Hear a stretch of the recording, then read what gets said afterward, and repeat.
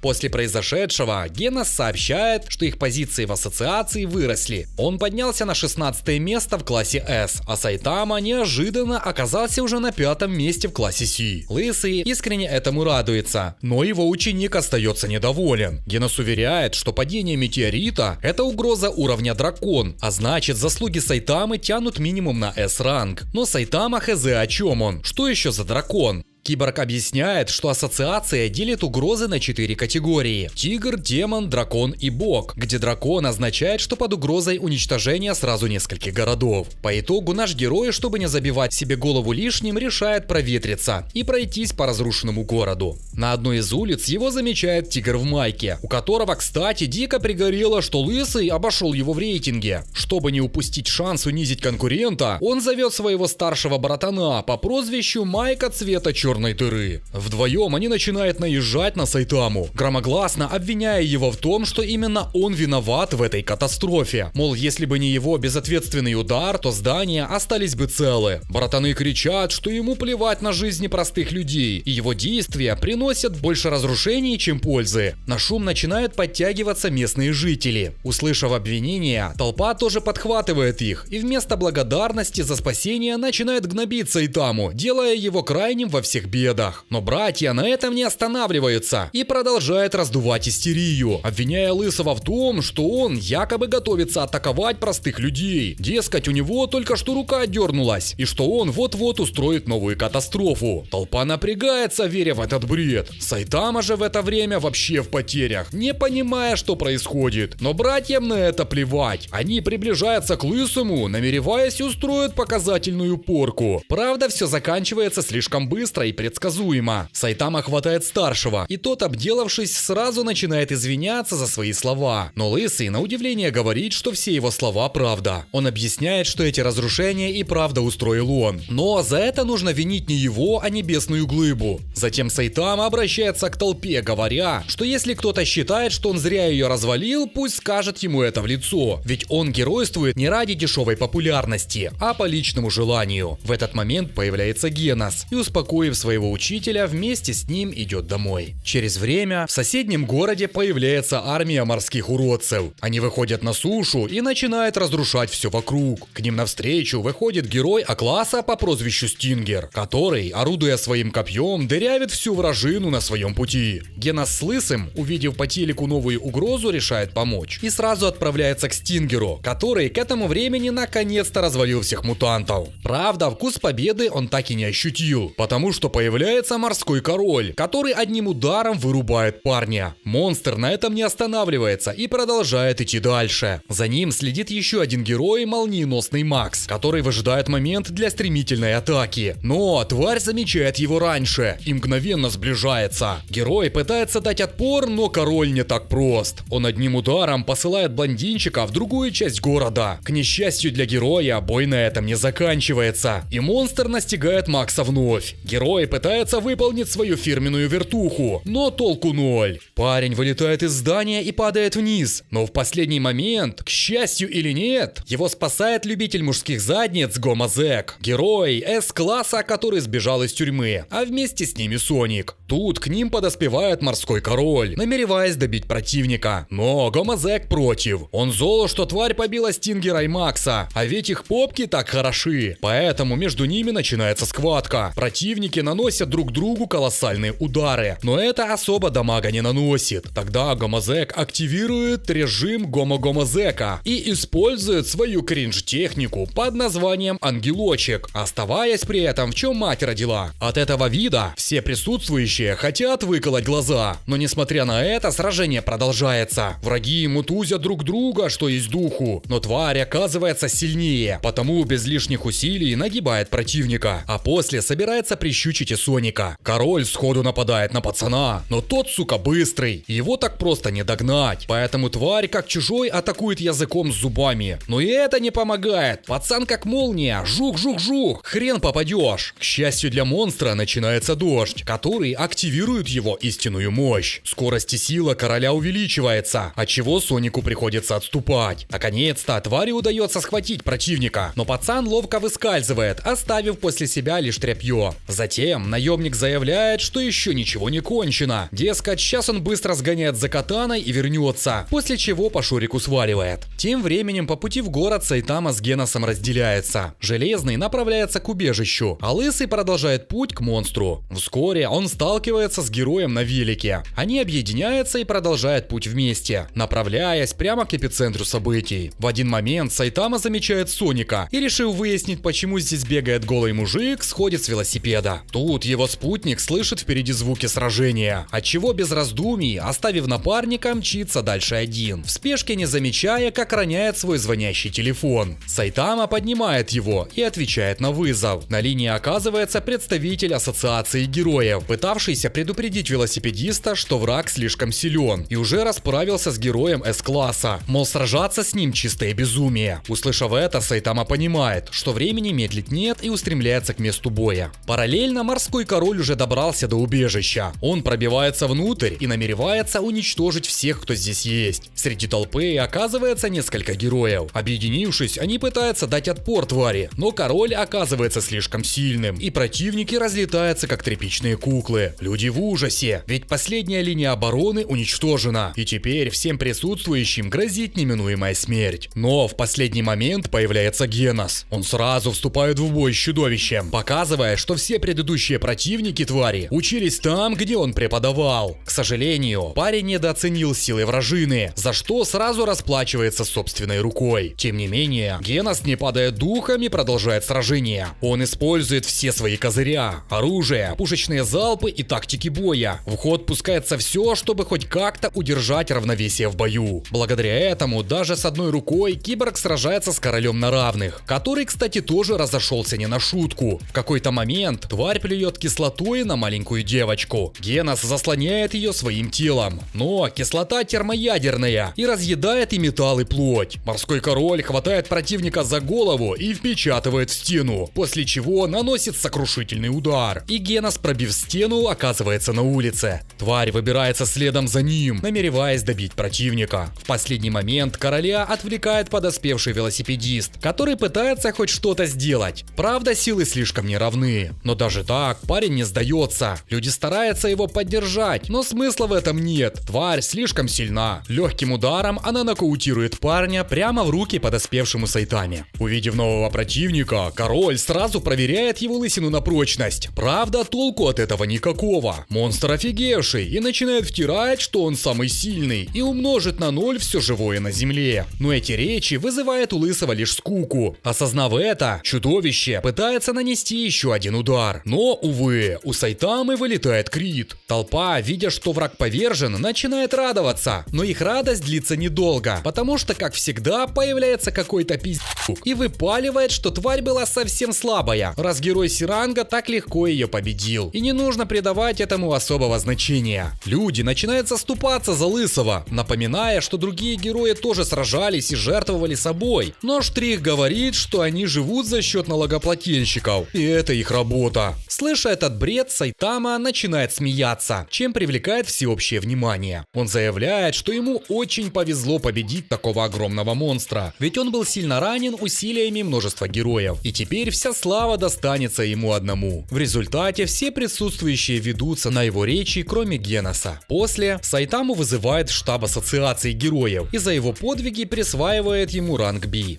Прошло некоторое время. Жизнь постепенно начинает налаживаться и идти своим чередом. Велосипедист поправился, Гомозек вместе с другими героями тоже потихоньку восстанавливается, а Сайтама и Генас в это время заводят дружбу с Серебряным Клыком. Старик решает взять их в ученики, но с их силой парни не видят в этом смысла. В один момент появляется агент ассоциации и сообщает, что всех сильнейших героев срочно вызывает в штаб. Услышав это, Клык, вспоминая уничтожение метеорита, приглашает Сайтаму тоже посетить это собрание. На этот зов откликнулись почти все герои, а именно Гомозек, Генас, Металлическая бита, Мастер Майки, Световая вспышка, Человек-сторожевой пес, Металлический блеск, Жирдяй, Техно-рыцарь, Зомби-мен, Кинг, Ребенок-император, Атомный самурай, Серебряный Клык, Торнадо и, конечно, Сайтама. Не пришли только Металлический рыцарь и первый в рейтинге Взрыв. Начальство не стало их дожидаться, и начало собрания без них. Представитель ассоциации рассказывает, что на этот раз Земле грозит что-то поистине опасное, и что даже если все герои вместе вступят в бой, не факт, что они выживут. Это предсказала перед своей смертью Великая Провидица, которая еще никогда не ошибалась. Прежде чем умереть, она оставила записку, где сообщила о надвигающейся угрозе уровня дракон, а возможно даже уровня бог. Мужчину прерывает внезапная атака на здание ассоциации. Появился новый король, но уже не морской, а небесный. Правда, его нападение заглохло в зародыше, потому что появляются пришельцы, и один из них разрубает пернатого пополам. Затем инопланетяне приземляются, разрушая при этом 99% города. Пока все в потерях, Сайтама выходит наружу через потолок и рассматривает, что же все-таки атаковало город. Правда, тут же попадает под обстрел вражеского корабля.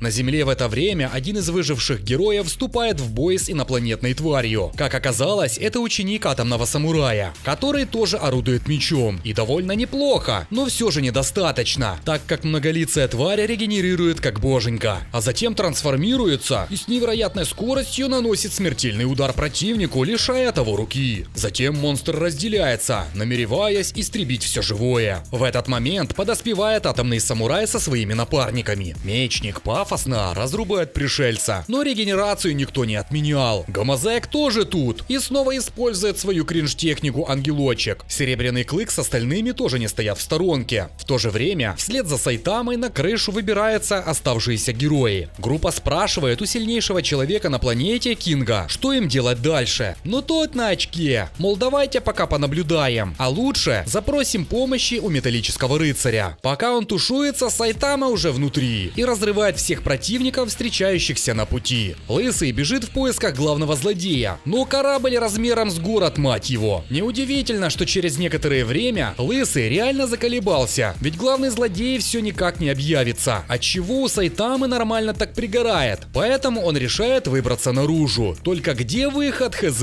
Внизу героям, хотя и толпой, наконец-то удается немного прижать пришельца. Тот пытается отправить частицу себя за подмогой, но ничего не выходит. Еще и противники узнают, что для победы над вражиной нужно разрушить его ядро, отчего коричневому приходится несладко. Мужики берутся за дело серьезно, шинкуя его на лоскуты. Наблюдая за этим, командование на корабле начинает паниковать. Тем более, что ими Лысого хватает, от которого никак не избавиться. Но герои этого не знают и продолжают мутузить инопланетного качка. В это время Сайтама, пока искал выход, случайно натыкается на командный отсек. Там на него нападает местный осьминог-телепат. Он пытается опустить Сайтаму на этаж ниже, поливая каменным градом. Однако Лысый с легкостью побеждает. Параллельно с этим пришелец-кружочек, видя, что все клоны его соратника методично уничтожаются, решает начать обстрел. Он прицеливается и выпускает снаряды из всех пушек, что есть. К счастью, подоспевает Торнадо. Своей силой мелкая стопит все снаряды, а после, развернув, возвращает обратно. Благодаря этому сражение на Земле не останавливается. Герои продолжают толпой бороться с разделившимся пришельцем, стараясь уничтожить каждого из его аватаров. В это время Сайтама наконец добирается до местного главаря, который, почувствовав ауру Лысого, понимает, что противник ему достался не из легких. Одноглазый встает и заявляет, что он повелитель вселенной Великий Борос, который на своем веку победил уже миллиарды сильнейших воинов всех рас и народов. Но однажды он услышал пророчество. В нем говорилось, что через много лет на далекой планете он встретит воина, равного ему по силе. Собственно, поэтому Одноглазый и здесь, чтобы чтобы с ним зарубиться. Подойдя к Сайтаме, Бора просит показать ему, на что тот способен, отчего сразу получает оплеуху. Но этот удар лишь разрушает броню Одноглазого, которая, как оказалось, сдерживала его истинную силу. Освободившись, он сразу же активирует свою мощь на максималку, меняя свой цвет и устраивая дискотеку. Затем Борос молниеносно атакует, знаменуя начало ихнего боя. Параллельно с этим Мелкая никак не успокоится, поэтому своей силой девчуля поднимает разрушенные здания и направляет их вслед за снарядами, создавая панику среди пришельцев внутри. Остальные герои тоже не стоят в сторонке, добивая остатки вражины. Тут к Геносу подходит Технорыцарь и предупреждает, чтобы тот остерегался Металлического Рыцаря, ведь он еще тот жучара. Тем временем бой Сайтамы с Боросом только набирает обороты. Пришелец разошелся не на шутку. Он наносит удары с невероятной мощью, устраивая каждым из них мини-землетрясения. Звуки разрушения заглушают все вокруг. Но, увы, все его потуги ни к чему не приводят. В один момент пришелец прерывается и говорит, что его раса заживляет раны невероятно быстро. Но Сайтаме насрать. Он требует, чтобы пришелец перестал его щекотать и уже жахнул по-настоящему. Пришелец взбешен.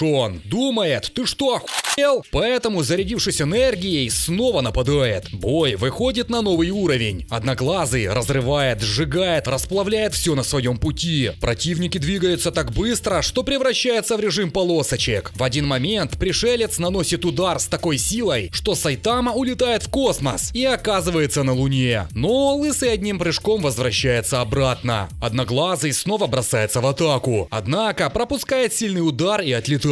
В следующий миг Лысый превращает противника в кровавую кашу. Но пришельца такой царапиной не убить. Он молниеносно восстанавливается и готовится нанести свой сильнейший прием. Видя это, Сайтама замахивается и наносит обычный удар. Он такой мощный, что рассекает небо пополам. По итогу Одноглазый повержен, а инопланетный корабль начинает падать. Героям внизу чудом удается спастись. Тут выползает не пойми откуда Свитмаск и сходу начинает всех щемить, обвиняя в разрушении города. Железная бита возражает, говоря, что они вообще-то рисковали своими жизнями, пока Синевласка где-то прохлаждался. Но Свитмаск остается равнодушен. По его словам, это не утешит людей, пострадавших от разрушений. Такая причина становится последней каплей, и железная бита приближается к Свитмаску, намереваясь засунуть тому биту в одно место. Но Синевласка остается спокойным и говорит, чтобы тот выдохнул, а затем поясняет, что сознательно остается в классе, хотя и сильнее большинства С-героев. И это только для того, чтобы такие ничтожества, как железная бита, больше не попадали туда. Их разговор прерывает упавшая капсула. Она открывается, и из нее выходит Металлический Рыцарь, который сразу заявляет, что корабль пришельцев он заберет себе. Тут Сайтама наконец выбирается из корабля и натыкается прямо на офигевшую Торнадо, которая в шоке, как какой-то герой из Б-класса оказался внутри. Но тут подоспевает Генос, который сразу поздравляет своего учителя с победой над боссом. Сайтама лишь отмахивается, мол, ничего особенного, слабачок попался. Но Мелкая не перестает шуметь. Ее злит, что пацаны ее игнорят. Она начинает орать, мол, какого хрена вообще происходит. Но Сайтаме не до нее, и он просит Геноса, чтобы тот ее как-то угомонил. Поэтому тот, обернувшись, вымачивает, чтобы та заткнулась. Но зря. Малая терпеть такое не намерена. По итогу человечество спасено. Город хоть и разрушен, но его быстро восстанавливают. Благодаря тому, что Металлический Рыцарь забрал себе технологии пришельцев, штаб-квартира героев становится еще мощнее и безопаснее. Более того, строится новая система дорог, которая позволяет героям в считанные минуты добираться к месту любого происшествия. Конец. Сезон завершен. Друзья, если вам понравился пересказ, не забывайте поставить лайк, написать комментарий и подписаться, чтобы не пропустить пересказ второго сезона. Что касается моего мнения об аниме, думаю, ничего нового тут не скажу. One Punch Man — это уже классика. Абсурдная сила героя, поданная с юмором, смотрится очень свежо и до сих пор цепляет. Легкое, веселое, ненапряжное аниме, которое проходит на одном дыхании. Единственный минус лично для меня, то это то, что первую половину сезона реально можно было уложить в одну серию. Слишком много воды, как по мне. Но вот уже со второй половины начинается движуха. Морской король, пришельцы, уже хоть какой-то сюжет. Но в любом случае аниме топовое. Поэтому твердый лайк. На этом все, друзья. Увидимся в следующем ролике.